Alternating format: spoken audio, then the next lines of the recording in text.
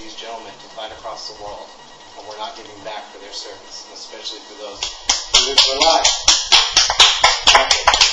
It was also back then very ideal and very high regarded to be seen as an American, especially across the Western world. There was a lot of respect. There was a lot of prolific feelings among the Americans. Regardless of how you were involved politically and so forth, you held a high regard in the universal perspective. I don't think that's there today. America has really fallen back, especially in our public education. We were once one of the strongest systems of education in the world. We are failing. We are 49th in math and science. We're 53rd in education. That means Turkey and other low-performing developed democracies have a better grasp on science than we do. We have a society that believes Earth is only 6,000 years old, but they also believe in the dinosaurs. I'm not sure about that, but that's how it is. With regardless as well, we have Americans who are working time and again through their sickness. They're going to their jobs, low-wage jobs. There's really a dead-end status with them going forward. We are not providing universal health care to actually ensure them. We are the most productive society in the world, but for our citizens, it's also a very striking cost for them because they're not seeking health care. They do not have that. They are working through our sickness. Now imagine a society in which we provided health care to everyone, regardless of your income. How productive would we be by then? Right now, the European Union tops our GDP by $1 trillion. I thought in my lifetime that would never happen. Well, it has. America is now being challenged because we have stepped back. And I hope that we agree together to work forward for that. The time is now, the challenge is before us, and the future of America simply begins today with this very meeting.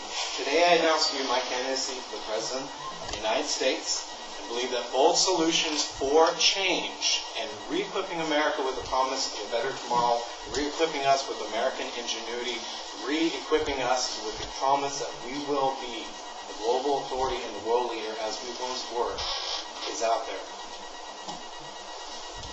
With regard to certain elements, I'm looking at universal health care. I do believe that we as a nation should go forward with providing it to all of our citizens regardless. Even if that means businesses taking up the end of it, we need to go forward with that, taxing it as well.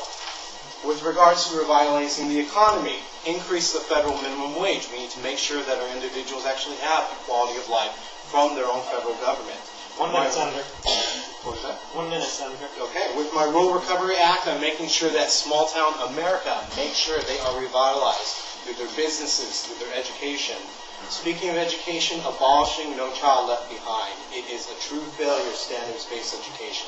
Increasing career and technical education as the rest of the world does, and seeing rates of 90% for graduation. We have countries in which citizens, 45% have a bachelor's degree. The U.S., with the greatest access of education, has 20%. That is a shame and a moral crime. I know it's going to be tough. I know it's going to require a lot of bipartisan support. I know there's going to be resistance, but there always has in American times. We can send a man to the moon. Why can we not educate our own citizens? Tupac Shakur said, "You want me to fight your wars?" The great philosopher Tupac Shakur said, "You want me to fight your wars, but you will not feed my poor." Yeah. With that being said, I would like to unite America, and I would like you behind me. I know the time is there to re-equip ourselves with that.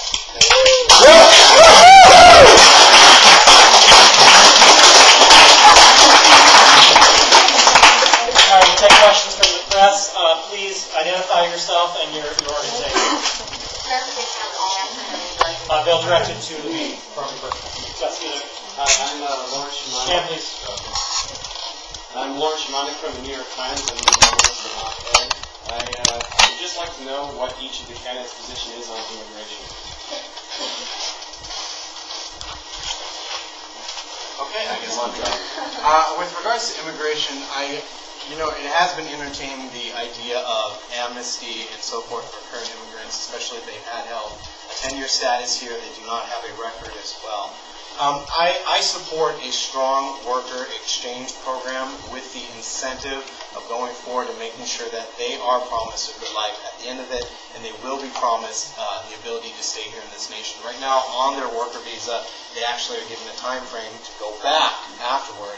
I do want to go ahead and make sure that, no, they are strongly supported and have the resources necessary to gain their full citizenship, and that this nation, as it is right now, being based on immigration, will welcome those immigrants as well. Truly, our diversity and our strength in this country comes from the fact that we are so multicultural and so forth, and I do believe a stronger immigration in that sense. I also do believe that immigration policy should be targeted to where it actually has occurred, such as the northern border, in which we actually have come across terrorist suspects. To this date, I don't believe we've come across any terrorist suspects in our southern border, so I would like to see a repeal of a 700-mile fence. But other than that, a strong guest worker program with the promise of gaining citizenship in the American dream in the end. And others? Yes, I would like to state that I support the DREAM Act and that our current legislation does not express the compassion that Americans have for human rights and the values of family and reunification of those families. And the DREAM Act makes citizenship and the ability to obtain a citizenship available to immigrants if they go to school here, if they perform service in the military. They are showing their devotion to their country. They are American citizens. Let's give them that opportunity to do that. Amen. Hi, Lauren. To answer your question, I support control of the border. I strongly feel that for those people who did legitimately go through the